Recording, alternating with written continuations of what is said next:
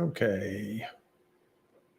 All right. Hello, everybody. I am tonight. I'm going to be talking about statin medications versus another alternative option that may be available to you, and that avoids a lot of the issues with statins. And before I talk to you about statins, you need to sort of look at the big picture with this, and that is that the statin medications are not correcting an inborn error that you have. They are not a cure; they are a management. And so we've devised them because we found that when you have persistently altered cholesterol levels, and I know there's a lot of people online that are saying, cholesterol is not a problem and all this, and to some extent that's true, but you got to be a little careful about that exactly, because what we do know is that the higher that your ApoB is, which is a certain one of these components of cholesterol that we look at, the higher it is, it does raise your risk for a heart attack. There's no ifs, ands, or buts about that. But now the question is, are we worrying about something? Are we over worrying about it? And so here's kind of the way I think about statin medications in general. So if you are someone who has had a stroke or a heart attack already, or you've got a genetic abnormality that has caused you to have extraordinarily high cholesterol levels, and there's nothing really that you can do about it because it's a genetic thing, or you've had some kind of cardiovascular surgery because of cardiovascular disease. At that point, you probably need to be on a statin medication or a cholesterol medication, whatever it is that your doctor recommends. And by the way, what I'm presenting to you tonight is my opinion, and it is also, this is for educational purposes only. Do not change your medication or anything else based on anything I say. Any changes you make, you need to do with your doctor's advice. But with that said, if you're not someone who has a genetic abnormality and you have never had a heart attack and a stroke, and you've never had, heart surgery because of a bypass or something like that, well, then the conversation changes a little bit, and you may actually have more options on how you deal with this than you thought. And so I'm going to try to here. I'm going to make sure I can share my screen here in just a second.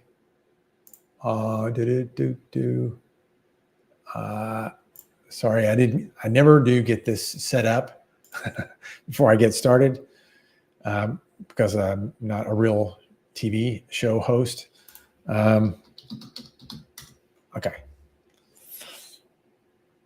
Boom. All right. Now, let me delete some of these things here. Delete. And let me add a scene. Media. Sorry about this. And share the screen. There we go. All right. Now we're going to go to that, and we'll go back to the main thing.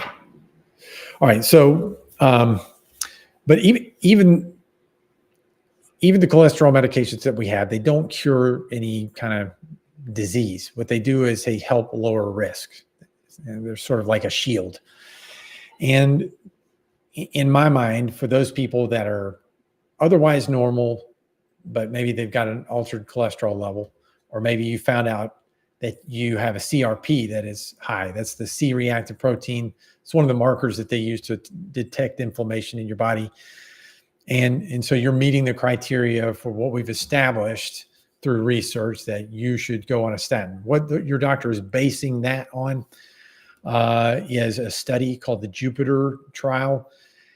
It was paid for by the makers of rosuvastatin, and they basically put it was a big study, and that's a good thing. The more subjects in the study is better.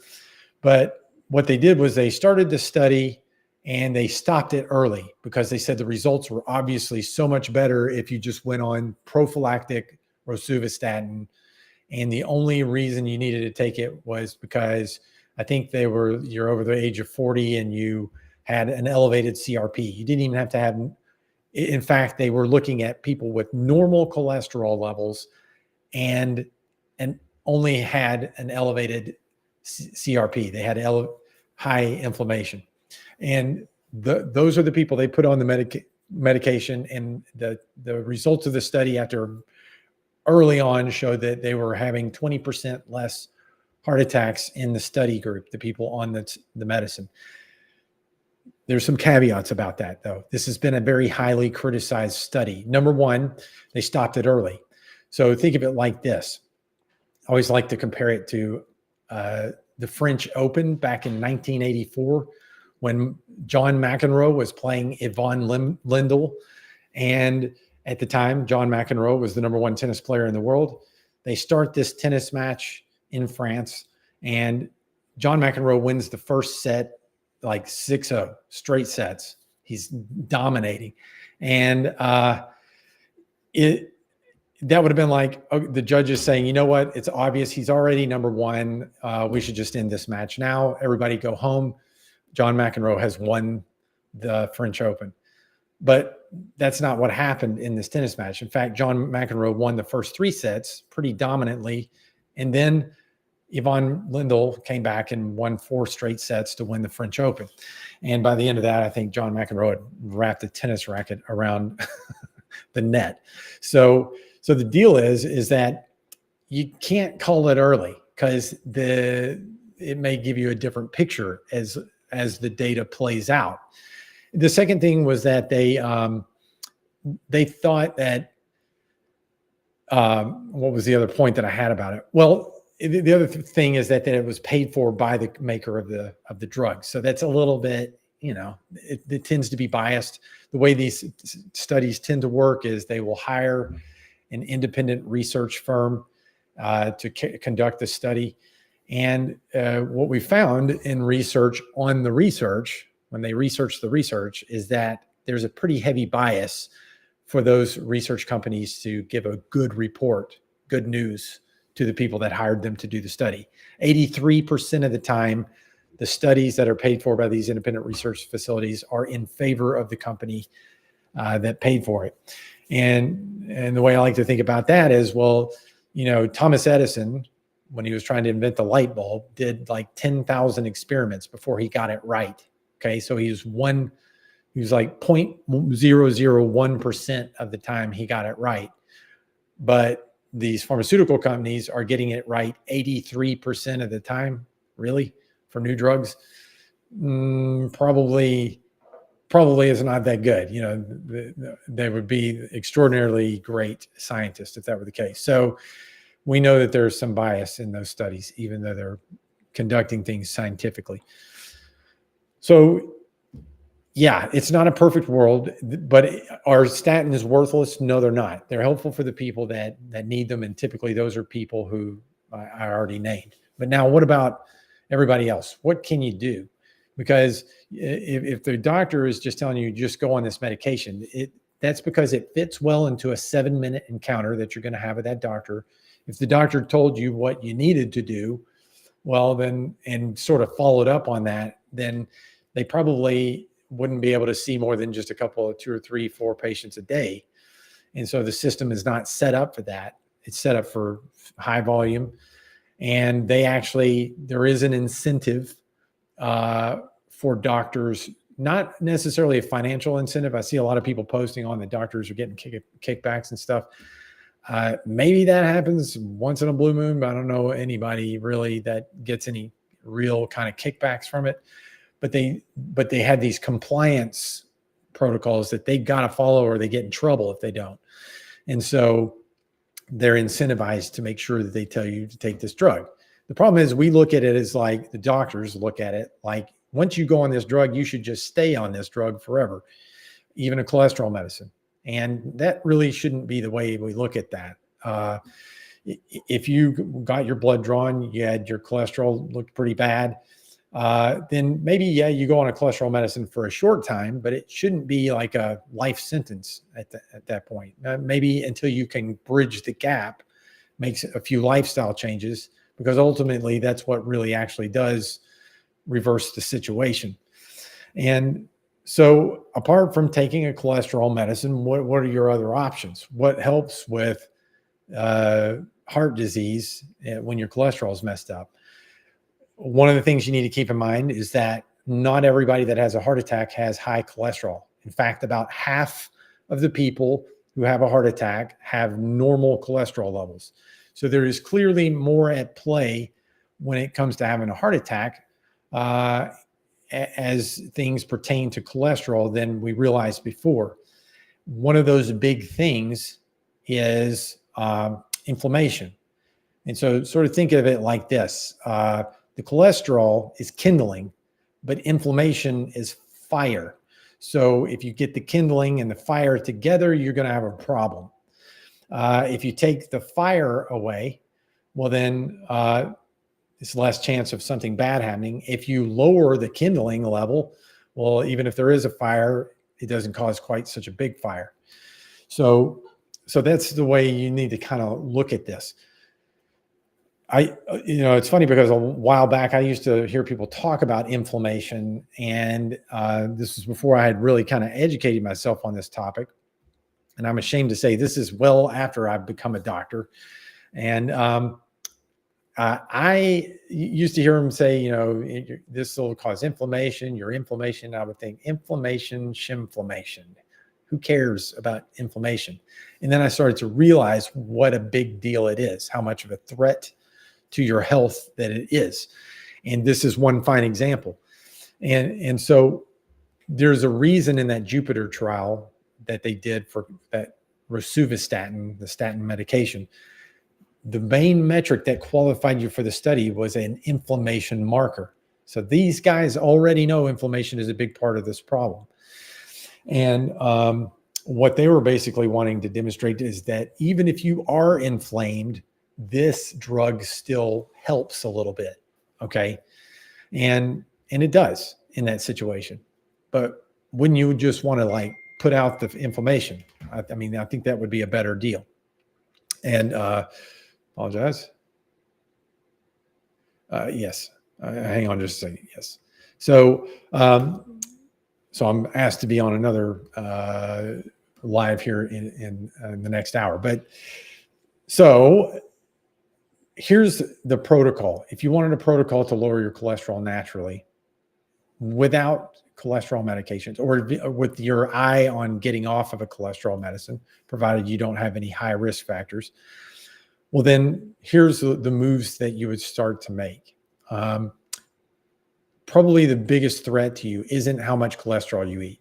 Back in 1971, I think it was, when they first started trying to put together these USDA dietary guidelines, we kind of got some misinformation about cholesterol, and the big push was to stop eating cholesterol, stop eating fat. And because the thought was the more cholesterol you ate, the higher your cholesterol levels would be, even though the big institutions that they consulted with on this were basically saying that they couldn't tell that changes in how much fat you ate really made a difference. They still went with this. And so they started pushing low fat diets.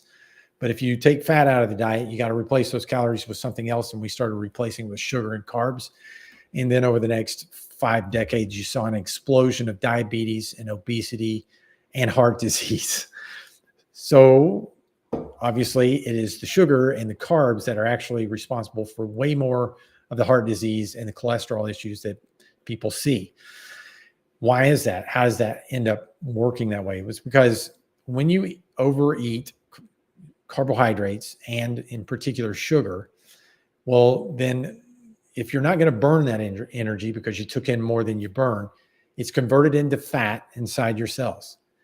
And it's packaged in these little vacuoles, like think of them as little suitcases for packing fat.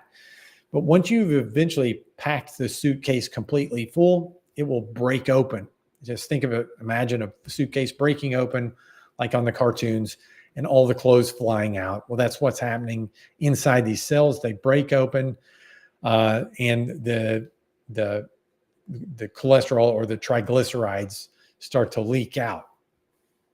And so now you've got an issue. You've got high triglyceride levels, and typically this is going to put your liver into a situation where you've also got high cholesterol levels overall as well.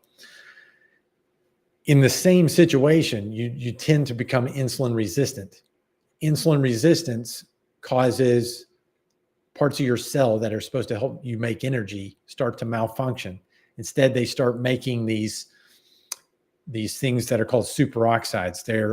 They think of it as kind of like radiation to your cells, and it starts causing the cholesterol that's circulating through your bloodstream to become oxidized. That is dangerous cholesterol. Oxidized cholesterol you don't want circulating around in your bloodstream, and because it's more prone to causing plaques and clots. So to get the mitochondria working well again, stop this superoxide pathway from happening, you just cut down on the sugar. You cut it out, in fact, until you're insulin sensitive again. And then you will start to see the mitochondria function better. One of the first things people notice is their brain starts working better. The brain fog goes away. And that's mostly because it's ironic that when you're insulin resistant, you don't have to be a type 2 diabetic for this to be going on. Your brain's starving for energy. You're packing on tons of calories through your mouth, but your brain can't actually access that energy because it's insulin resistant. So your brain's starving, but your body is fat and getting fatter. But when you cut the sugar out, then you start to see the brain get resensitized to insulin. The brain fog goes away. You stop forgetting what you're trying to say in the middle of a sentence. You stop forgetting people's names within 20 seconds of learning them, even though that's still kind of bad for some people. Just in general, that's a habit thing. You find that it doesn't bother you so much when you have to change plans. Like if it was, Thanksgiving's coming up, somebody suddenly needs to make a change in the plan for Thanksgiving. It doesn't upset you so much. Emotional regulation gets a lot easier. You become a lot more cognitively. You can keep up with fast-paced conversations better. A lot of things get better. You become more adaptable. So the issue is that it's hard to break up with sugar. It's hard to break up with those carbs. They are, knocking the pleasure centers in your brain. I'm going to show you here a little bit what happens to a brain. Here's what happens to a brain let's see, I think I'm linked to the wrong. I was going to show you what happens to a brain that has been exposed to too much sugar for too long. Let me, yeah, there it is. Okay, got it. So look on the right side. That's a brain. That's the loss of brain cells. You notice these cavities here in the brain are a lot bigger. Let me see if I can put this on slideshow. Bam. Yes. So these cavities here are a lot bigger because there's been loss of neurons here. And, but I want to show you this. This is a relatively normal looking brain here. And in these, this is just a cut or two below the area of your, I'm sorry, Jack is trying to get to be part of this scene. He always wants to come in when I'm doing a live. He hears my voice up here, and the next thing you know, he wants to be in the scene. But the pleasure centers are deep in these deeper nuclei areas here. And those are the things that start to become activated when you're eating these refined carbohydrates, that they sort of reinforce the behavior for you to eat more of that. And it's a little bit difficult to unwire that. And so one of the things that can help, though, there's a few things that we've learned. Ozempic, they were onto this with Ozempic. And one of those things is resensitizing yourself to the effect of insulin. But the problem with Ozempic is that it is over suppressing the system. This was the whole concept of Ozempic came from a lizard peptide. It was a lizard that only eats a few times a year. And they were like, somebody thought, look, if this thing doesn't eat much, obviously it's not that hungry. And maybe there's something in there we could use to not be so hungry. So they started modeling these peptides after that lizard peptide They went through a few iterations, and then they, landed on Ozempic, and now they're refining it even further. I keep hearing let me turn this off here. I keep getting messages that are distracting me. All right. So there's this concept called homeostasis, where if you push a biologic system one way, there's going to be a pushback. One thing that Ozempic does is it pushes a system called ghrelin. Ghrelin is that grumble in your tummy thing. Ghrelin makes you feel hungry. And Ozempic is basically suppressing that 2,500 times longer than your body's own GLP-1 makes. So the half-life of GLP-1 made by your own gut lasts about 4 minutes, but the half-life of Ozempic action is about 10,500 minutes. It's a lot longer. And there's the problem with that is that, that's marrying you to the drug. You come off the drug, well, you've got a system that's being pushed on and is trying to fight back. Well, it comes back like a tidal wave, and you're extremely hungry. It's very difficult to keep the weight off. And, people's appetites are suppressed so much on these drugs that they end up losing muscle, which makes them, about 40% of the weight that you lose on these drugs is in the form of muscle. And the muscle is what actually makes you stay metabolically flexible. So what you would rather is to just leverage your body's own GLP-1. But when you become insulin resistant, not only is insulin resistance making your cholesterol dangerous, but it's also making you leptin insensitive, leptin resistant. Leptin is that part that makes you leave it. Leptin, leave it, ghrelin, get it. And you can't really respond to leptin so much. Leptin is the one that makes you less hungry. Ghrelin makes you more hungry.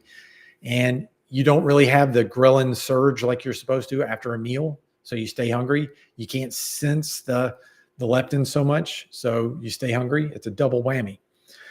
But if you just leverage your body's own GLP-1, well, then all of those things kind of stay in check. And there's a way to do this, to just give your body a little bit of a boost of its own GLP-1 in the moments when you need it, and not all day long, day and night, for weeks at a time, like you do with the injections. How do you do this? All right, I'll show you this. Let me come out of here. This is a system, one of the ways is if you can just simply adopt a intermittent fasting pattern. 12 hours is good enough. Okay. 16 hours is even better. And if you can do like one 24-hour period a week, that's even the best. But I never do that myself personally, but I know a number of people who do. But there was a little system that was introduced to me that allowed me to not crave these sugars and carbs so much. And it would give me a little boost of my own GLP-1 just for a little bit of time while I needed it.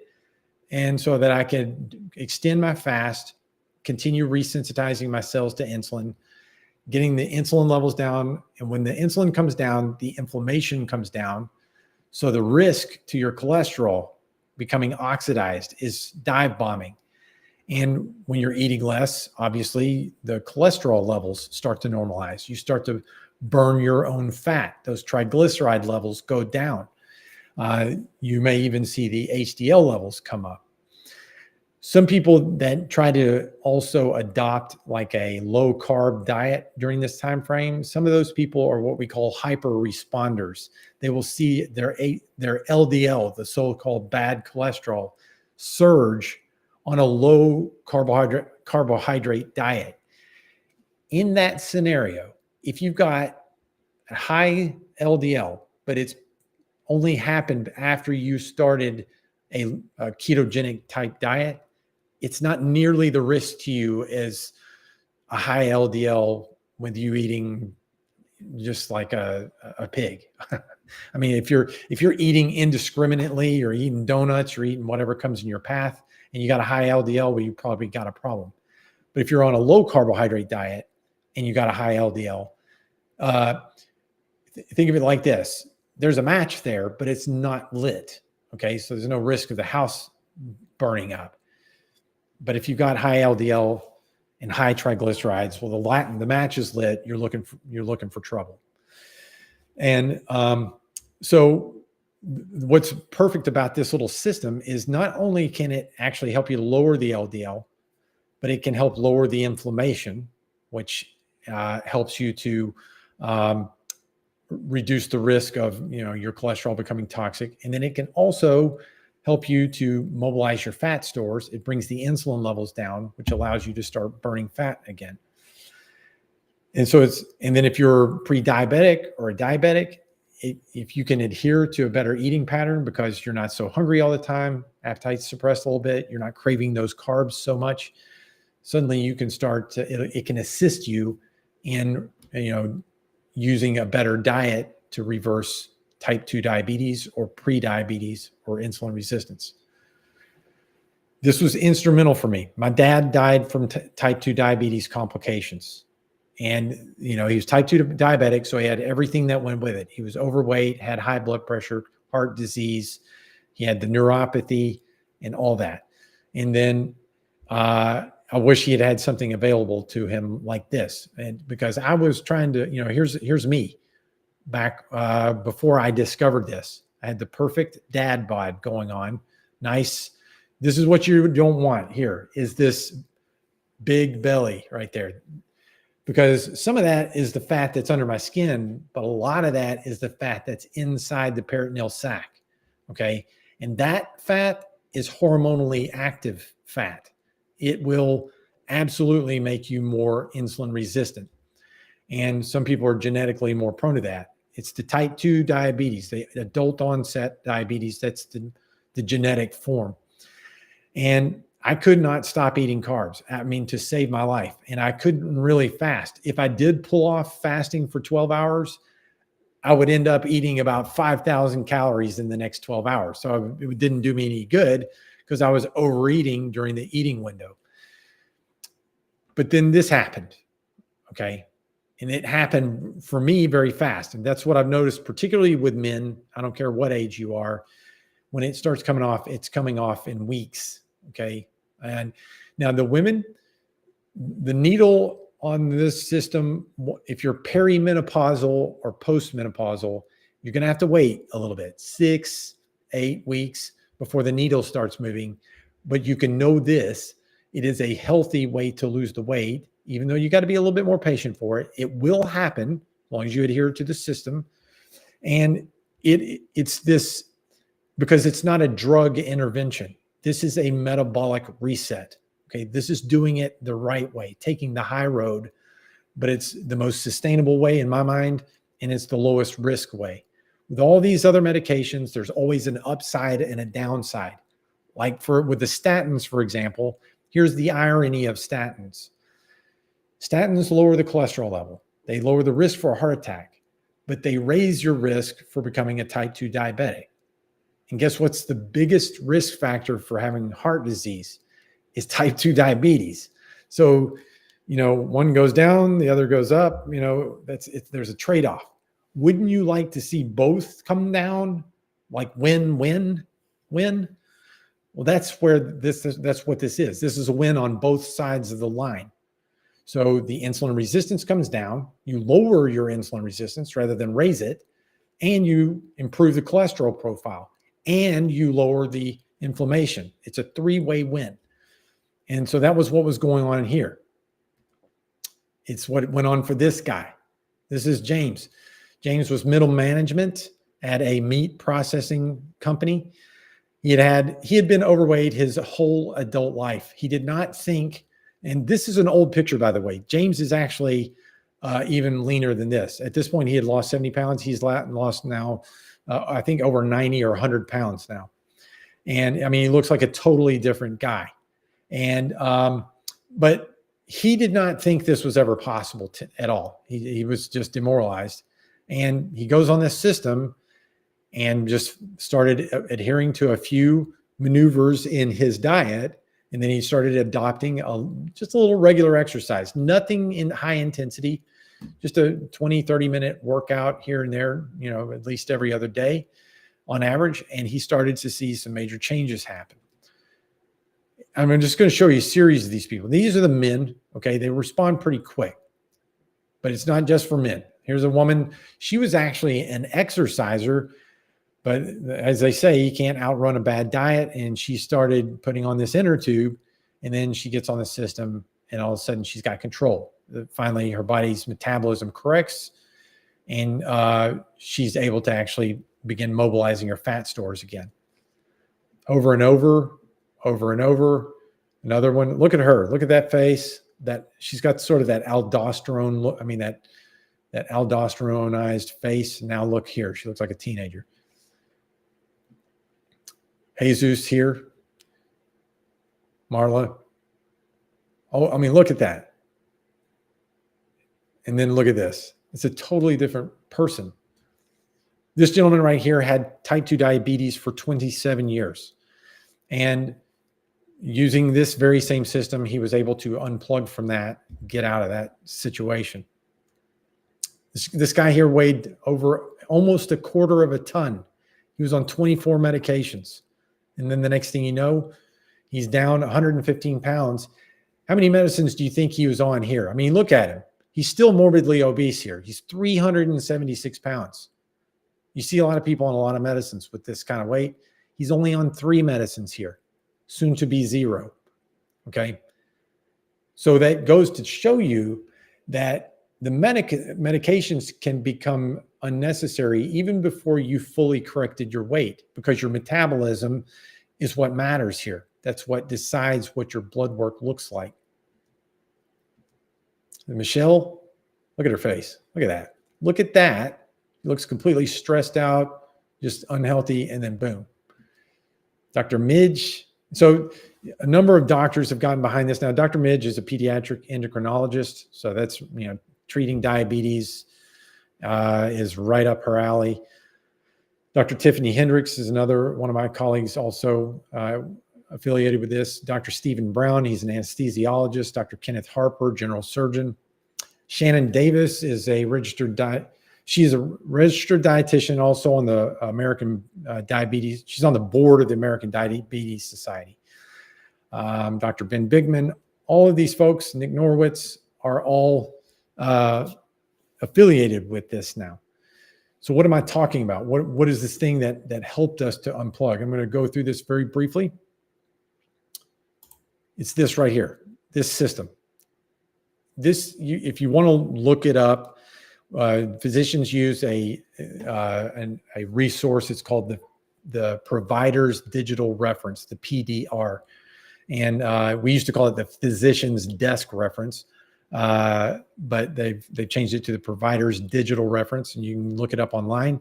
But this is like the Bible of pharmaceuticals and nutraceuticals. It's what we refer to when we need to know about a drug or a nutraceutical.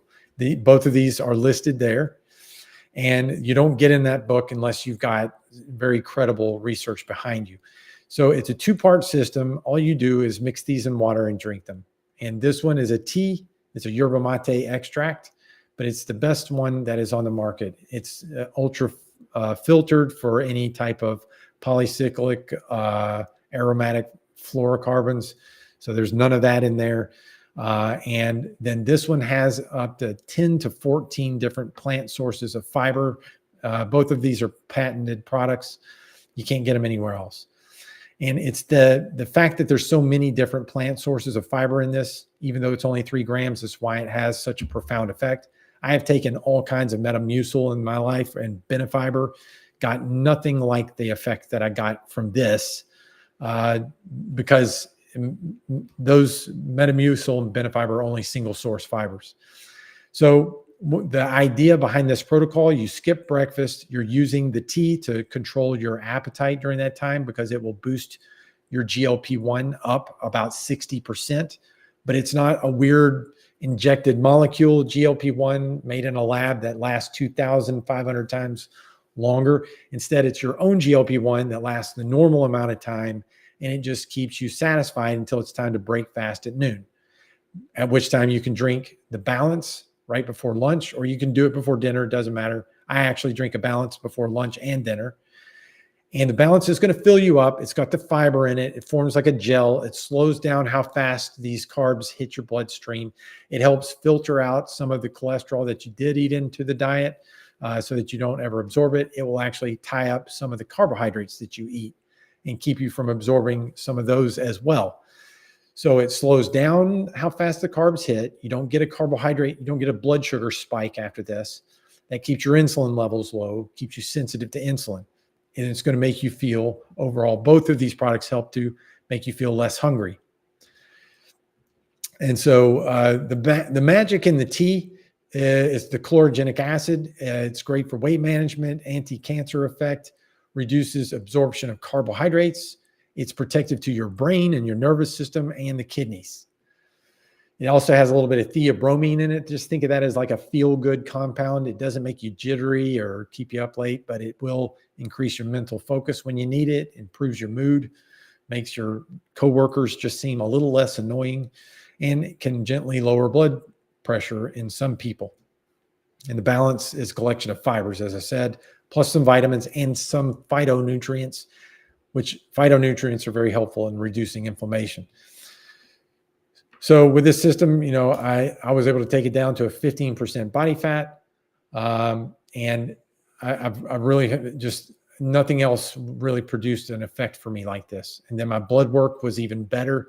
I watched my triglycerides dive bomb, my HDL, the so-called good cholesterol, went up. I think it was 61 was the last time. I've been nothing but pleased with this. I've been now taking this for my third year.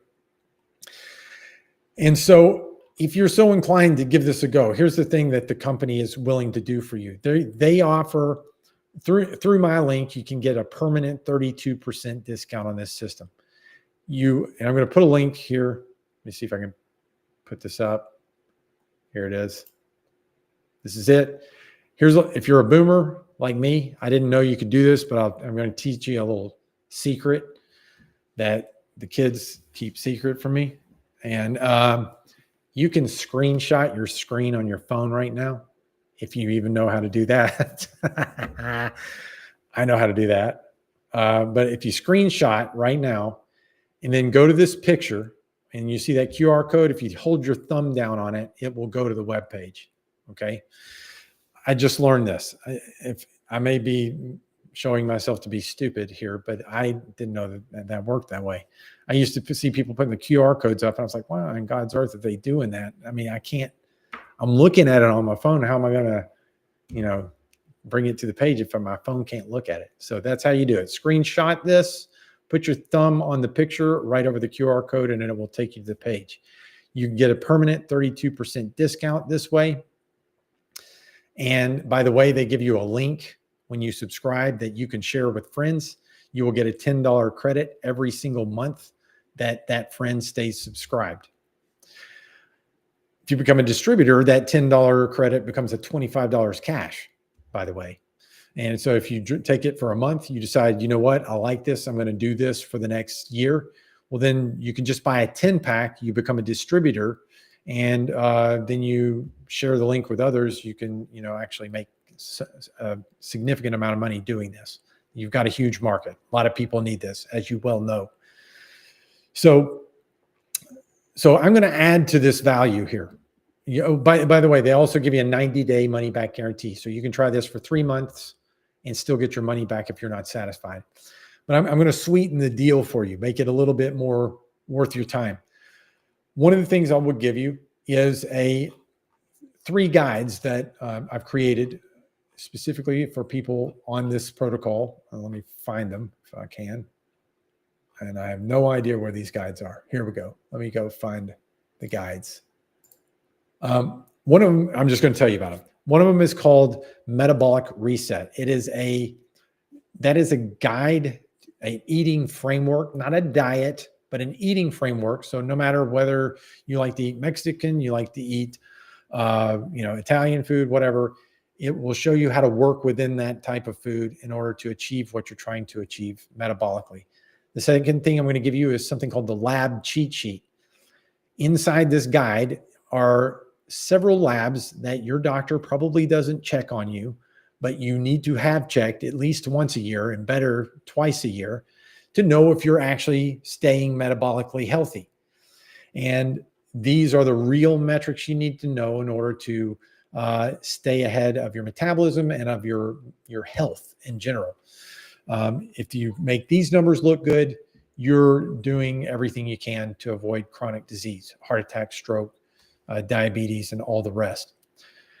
The third thing I'll give you is something called the Apps and Wearable Technology Guide. This is a curated list of apps and wearable tech that I think are worth your while and that will actually help you to move the needle on your health. I'll give you those 3 guides for free. I will give you 3 coaching sessions with me for free. And because I truly want you to get what you're looking for ultimately, which is optimal health, get rid of the brain fog, get rid of the fatigue, just start, putting more life in your years and not just more years on your life with a medicine that makes you feel miserable. And I want you to start reaching your full potential. Everybody wants to, be at their best. And I genuinely want to help you achieve that. So again, to recap, if you subscribe through this link, you're going to get the 32% discount with the subscription. You're going to get a shareable link that you can share with friends and get $10 credit for that. You get a 90-day money-back guarantee. You'll get the 3 guides, the Metabolic Reset Eating Framework, Lab Cheat Sheet, and Apps and Wearable Technology Guide, and 3 coaching sessions with me. And if you don't like it, you can get your money back and keep the guides and everything else. I hope you enjoyed. I'm going to